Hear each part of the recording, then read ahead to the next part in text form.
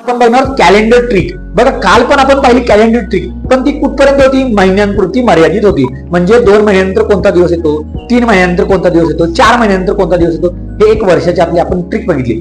पण काही वर्षानंतर म्हणजे 2 वर्षानंतर, 5 वर्षानंतर, 10 वर्षानंतर कोणता दिवस येतो यासाठी आपल्याला एक सिंपल ट्रिक घेऊन आलो. तुम्ही पाहू शकता या ठिकाणी.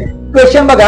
आता हा क्वेश्चन 2017 आणि 2021 या स्कॉलरशिपच्या एक्झाम मध्ये विचारलेला होता. म्हणजे या 2 वर्षी हा प्रश्न विचारला होता. म्हणजे हा प्रश्न किती महत्वाचा आहे बघा. Soham was born on 15 June 2011 which was Wednesday. Which was the day on his 5th birthday. बघा सोहमचा जन्म 15 जून 2011 साली झाला होता. त्या दिवशी वार होता कोणता? वेनसडे म्हणजे बुधवार होता.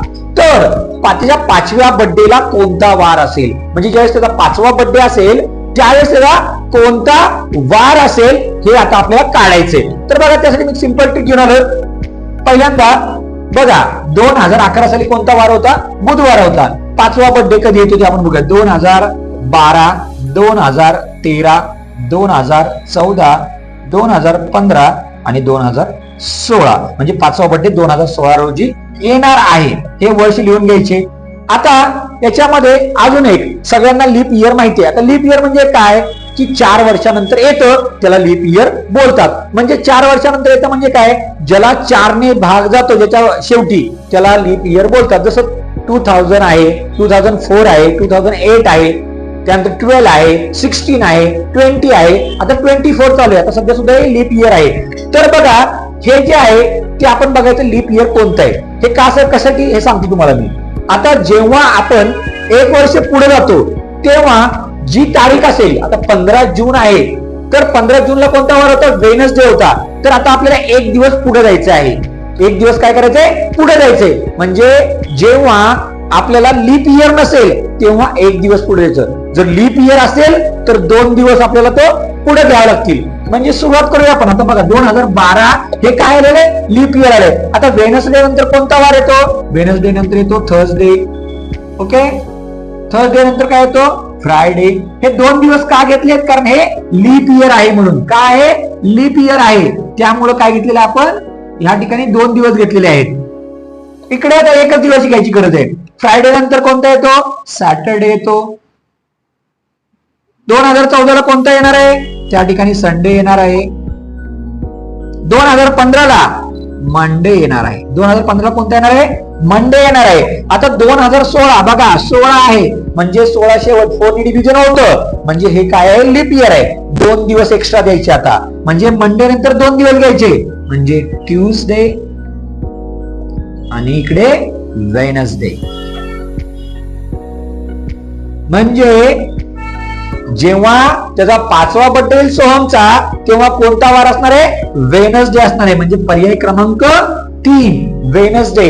बघा किती सोपे आहे. तुम्हाला काय सांगितलं समजलं असेल की बाबा जेव्हा आपण 1 वर्ष पुढे जातो तेव्हा काय करायचं? 1 दिवस पुढे घ्यायचं. पुढचा दिवस म्हणजे पुढचा डे घ्यायचा आहे. आणि जर लीप इयर असेल तर 2 दिवस घ्यायचे. ही ट्रिक सोपी आहे, लक्षात ठेवा म्हणजे तुम्हाला लगेच समजेल. आता आपण दुसरं एक्झाम्पल बघूया. Chaitrali was born on a Wednesday 3rd August 2000. What will be the day on her 10th birthday. हा क्वेश्चन आला होता 2019च्या स्कॉलरशिप एक्झाम मध्ये. तर याच्यामध्ये काय विचारलं? चैत्राली नावाची जी मुलगी आहे तिचा जन्म बुधवारी 3 ऑगस्ट 2000 साली झाला. तर तिचा 10वा वाढदिवस असेल तेव्हा कोणता दिवस असेल? हा क्वेश्चन 2019च्या एक्झाम मध्ये आला होता. तर याचं उत्तर काढण्यासाठी तुम्हाला मगाशी ट्रिक सांगितली तशी ट्रिक तुम्ही वापरू शकता. काय करायचं आहे तर पहिल्यांदा ह्याला बोल्ड करून घ्यायचं किंवा कोणता दिवस आहे? वेनसडे. साल 2000. कधीचा काढायचं आपल्याला? 10th बर्थडे काढायचा आहे, 10वा वाढदिवस काढायचा आहे. तर ह्यासाठी एकदम सिंपल मी 2 त्याचे सांगणार आहेत.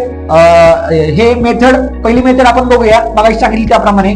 तर काय करायचंय की 2000 नंतर कोणतं साल येणार आहे? 2001, 2002, 2003, 2004 आणि 2005. इकडे 2006, 2007, 2008, 2009 आणि 2010. मागाशी सांगितल्याप्रमाणे की जे लीप इयर आहे त्याला 2 दिवस वाढतात आणि जे नॉर्मल इयर आहेत त्याला एक दिवस आपल्याला पुढे जायचं असतं. तर आता इकडे कोणतं आहे, वेडनेसडे आहे. तर आता आपण एक दिवस पुढे जायचं म्हणजे ती काय येणार आहे इकडे या ठिकाणी, आता थर्सडे येणार आहे. काय येणार आहे, थर्सडे. 2000 साली काय येणार आहे या ठिकाणी, फ्रायडे. इकडे सॅटरडे. 2004 साली, 2004 हे काय आहे, लीप इयर आहे, त्यामुळे इकडे 2 दिवस वाढवायचे आहेत, संडे आणि नंतर मंडे. 2 दिवस वाढवले. 2005 साली ट्यूजडे. 2006 साली वेडनेसडे. 2007 थर्सडे. 2008 लीप इयर, पुन्हा लीप इयर, म्हणजे या ठिकाणी फ्रायडे आणि नंतर सॅटरडे. 2009 ला काय येणार आहे, संडे. आणि 2010 जेव्हा तिला बर्थडे असेल तेव्हा आन्सर असणार आहे मंडे, म्हणजे सोमवार असणार आहे. बघा या प्रकारे तुम्ही करू शकता. आणि दुसरी अजून एक सिंपल मेथड तुम्हाला सांगतो. बघा काय करायचं आहे बाबा, की किती वर्ष पुढे जायचं आपल्याला, 10 वर्ष जायचे. किती वर्ष जायचंय, 10 वर्ष पुढे जायचंय. ठीक आहे. तर याच्यामध्ये लीप इयर किती येतात रे, तर 2004 साली येतं आणि 2008. म्हणजे आपल्याला हे 10 वर्ष म्हणजे 10 दिवस पुढे घ्यायचंय. 10 दिवस पुढे घेतल्यानंतर हे 2 आल्यामुळं आपल्याला 2 ऍड करायचे, म्हणजे किती आले, 12 दिवस आपल्याला पुढे जायचे.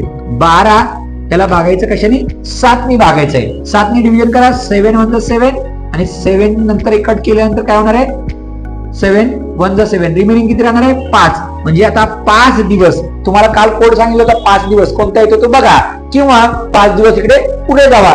5 दिवस जर तुम्ही पुढे गेलात तर थर्सडे, फ्रायडे, त्यानंतर सॅटरडे, संडे आणि परत मंडे. म्हणजे या दोन्ही पद्धतीने तुम्ही हे उत्तर काढू शकता.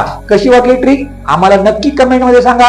तुम्हाला तर मी गणित देतो, इथं 10 तर तिचा आता 10वा वाढदिवस आपण बघितला, तर तुम्हाला कमेंट मध्ये काय सांगायचं आहे, 16th.